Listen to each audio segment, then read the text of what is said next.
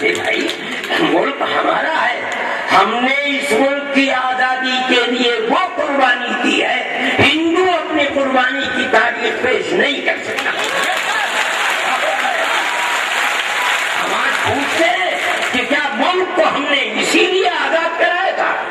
کیا ہمارے بڑوں نے لاکھوں کی تعداد میں 1831 کے اندر بالا کوٹ کے میدان میں اور 1857 کے اندر دلی، مراد آباد، سنبل کے اندر جو قربانی دی تھی، کیا اسی ہندوستان کے لیے دی تھی؟